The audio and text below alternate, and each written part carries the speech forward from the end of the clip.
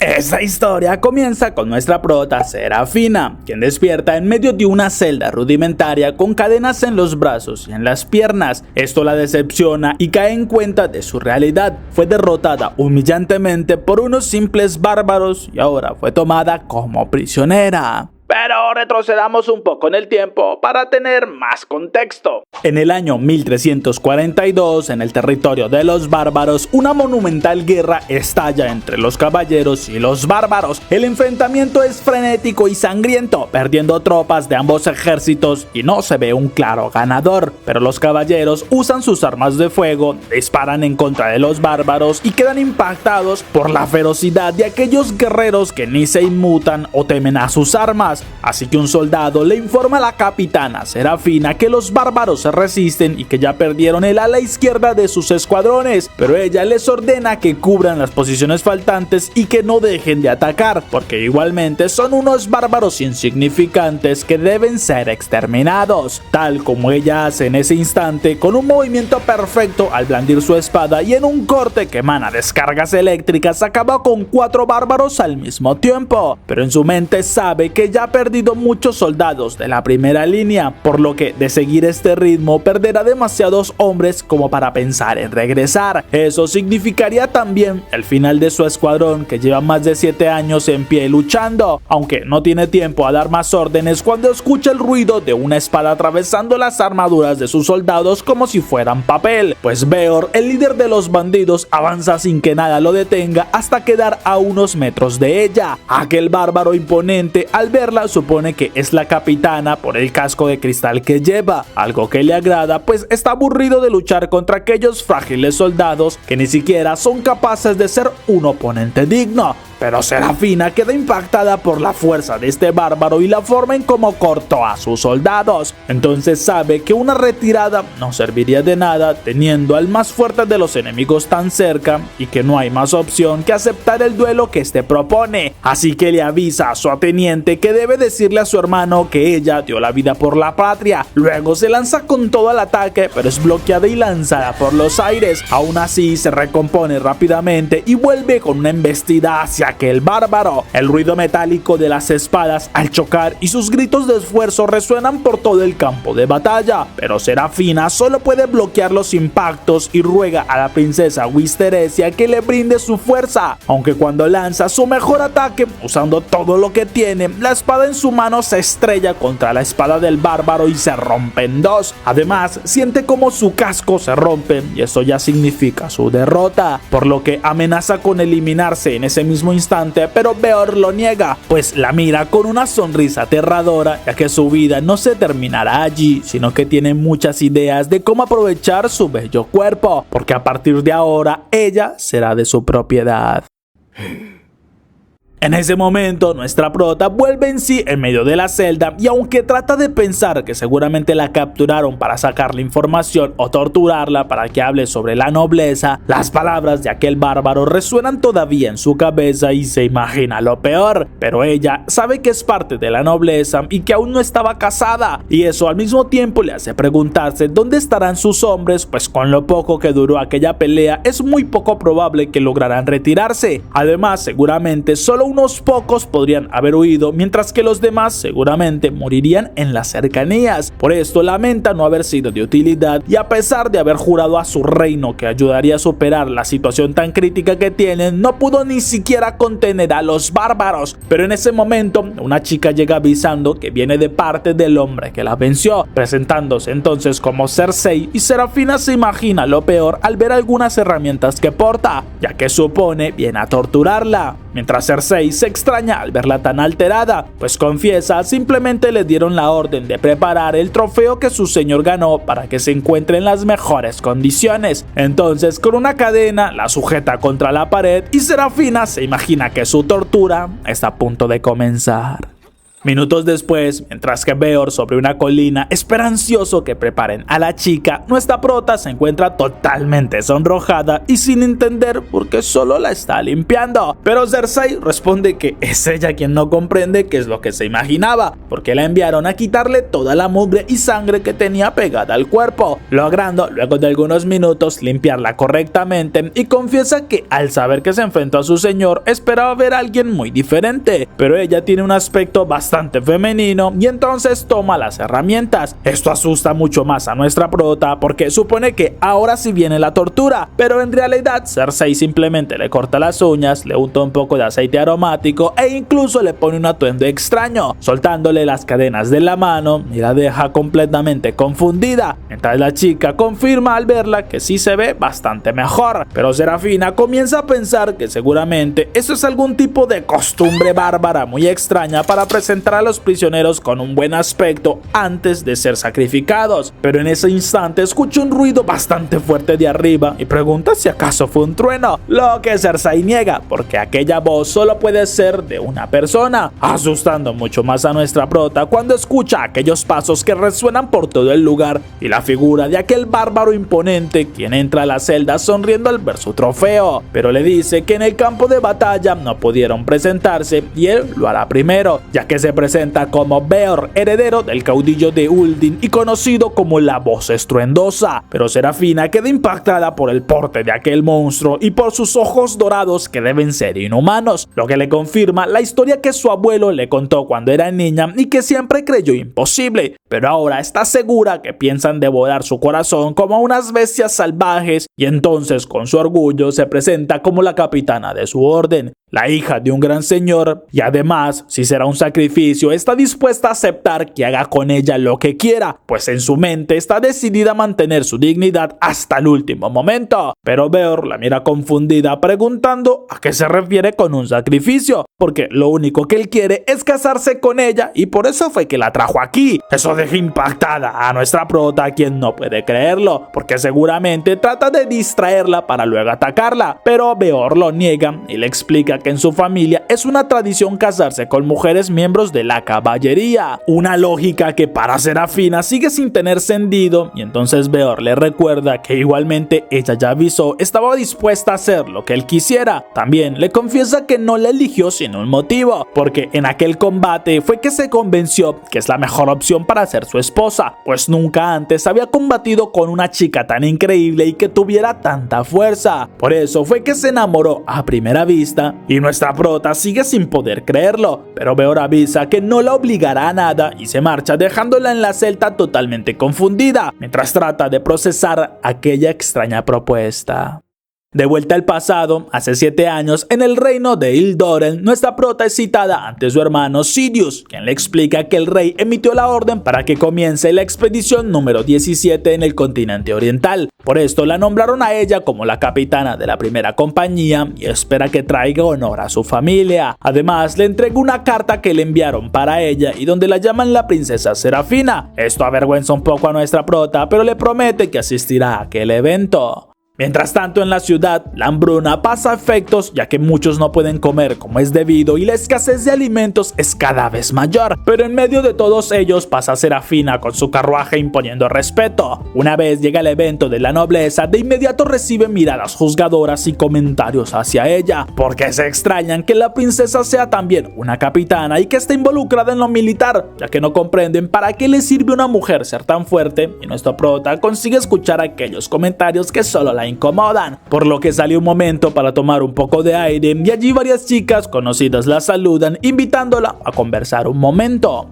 Una vez se alejan un poco de la fiesta, ellas preguntan sobre su misión para ir a Oriente, pues es un lugar demasiado peligroso. Además, les asombra que la nombraran capitana, pues para ellas es terrorífico ir allí con la cantidad de monstruos que hay y los bárbaros que son más como animales con forma humana que raptan mujeres caballeros para usarlas en sus sacrificios. Por eso creen que es mejor que un hombre dirija aquella misión, y nuestra prota molesta se levanta diciéndoles que el deber de la nobleza y el objetivo que siempre han han tenido es conquistar Oriente. Por eso es un honor que la nombren para acabar con estos bárbaros, y las chicas solo siguen comentando que no se confía demasiado en que una mujer esté al mando, pues para ellas es mejor casarse y administrar un hogar, por lo que Serafina prefiere simplemente marcharse, ya que en su caso no puede hacer lo que las demás sí hacen, porque ella ve el estado del pueblo y la hambruna que hay por las malas cosechas. Incluso mientras avanza en el carruaje, escucha un grito y mira como 3 jóvenes atacan a un mercader, por lo que ella interviene y con agilidad logra someterlos, haciendo que tiren sus armas, pero los chicos le dicen que no tienen nada más que hacer y eso es mucho mejor a morir de hambre. Eso le causa un profundo dolor a nuestra prota y se arranca su collar entregándoselo a uno de los chicos, esperando que con eso puedan obtener un buen dinero y que no sigan robando, asombrando a aquellos jóvenes por su generosidad, y le prometen que no volverán a delinquir, pues ahora ya pueden al menos darle de comer a sus hijos. Entonces se marchan y Serafina sabe que toda la situación en el país es crítica, por lo que debe conquistar Oriente para tener mejores tierras y más cosechas que acaben de una vez con esta hambruna. Una vez está por marcharse, se despide mirando la fotografía de la princesa Wiresteria, pero su hermano aparece reclamándole porque falló en conseguir un esposo en la fiesta anterior y le recuerda que como caballero no le espera un gran futuro, por eso debe asegurarse una vida digna de la nobleza, pero sin entender cómo, ella mira que el bárbaro que la venció aparece en un tamaño inmenso y le avisa que se convertirá en su esposa. Justo en ese instante despierta totalmente aturdida por aquel sueño tan confuso, pero queda aún más impactada al ver que a su lado, Bior está completamente dormido. Bueno, aunque hay otro que no tiene ni un poquitico de sueño. Andas valiendo, ve.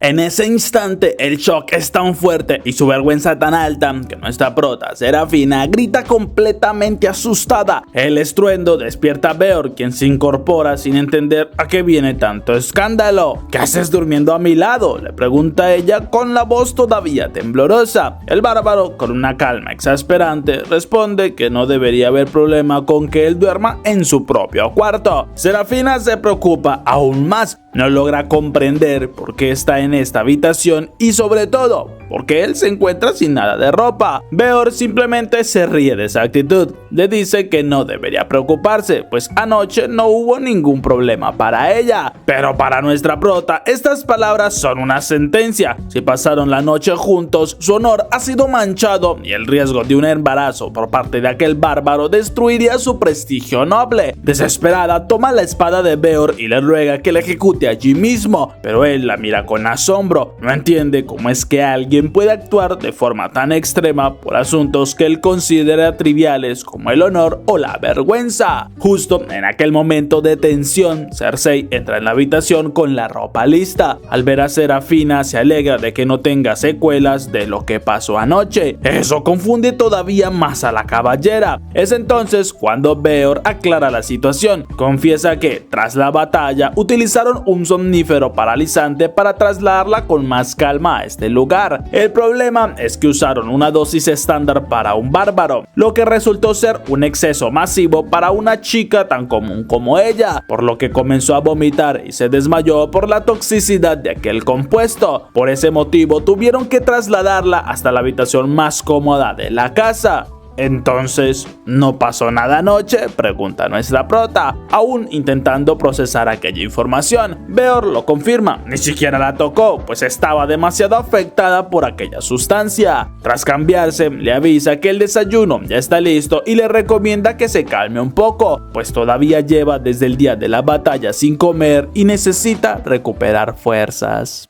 Al quedarse sola, Serafina se siente todavía más humillada por depender de quienes considera simples salvajes. Recuerda con amargura los consejos de su abuelo, el cual lamentaba que ella no fuera un hombre para asegurarse de esta manera un alto rango en el puesto militar, mientras que su hermano siempre le insistía en que buscara un esposo en lugar de blandir una espada. Sin embargo, las palabras de Beor, quien aseguró haberse enamorado de su técnica de combate, resuenan en su mente, aunque ella todavía se niega a creerlo.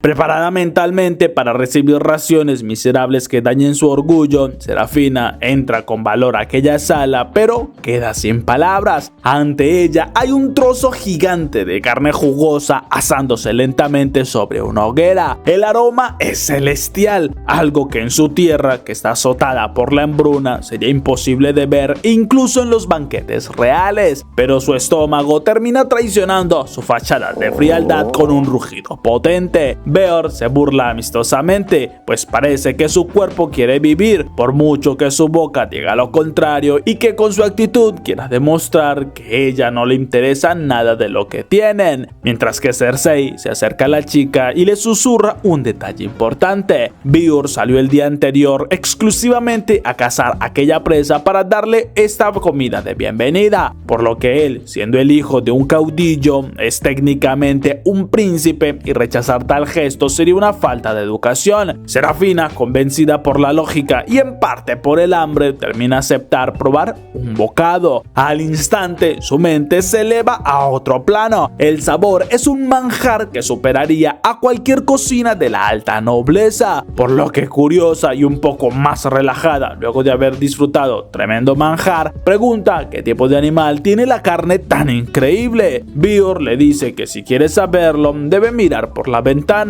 Nuestra prota la acepta pensando que en un futuro podrían domesticar a aquellas bestias y así tener de esa misma carne en el occidente, pero queda impactada al ver a los guerreros diseccionando un monstruo gigantesco. Son dragones, le dice Beor con total naturalidad, una plaga por este territorio, pero Serafina no puede creerlo. Los libros de su tierra dicen que los dragones escupen fuego y que su carne es un veneno mortal. Beor lo confirma, pues algunas especies sí que lo son, aunque esta es una verdadera delicia. Al final, la nobleza de Serafina sucumbe ante el hambre, devora toda la ración en cuestión de minutos, demostrando a los bárbaros que, a pesar de sus protestas, tiene un instinto de supervivencia tan fuerte como el de ellos. Tras el opulento desayuno, Serafina se queda atónita cuando Beor le ofrece salir a caminar por los alrededores. Como prisionera de guerra, ella se esperó grilletes y mazmorras, no un paseo turístico, así que intenta negarse por puro principio. Sin embargo, el bárbaro conoce bien su punto débil. ¿Acaso es que tienes miedo?, le pregunta con una sonrisa desafiante. Ella, tocada en su honor, termina aceptando, convencida de que nada en esta tierra salvaje podría impresionarla.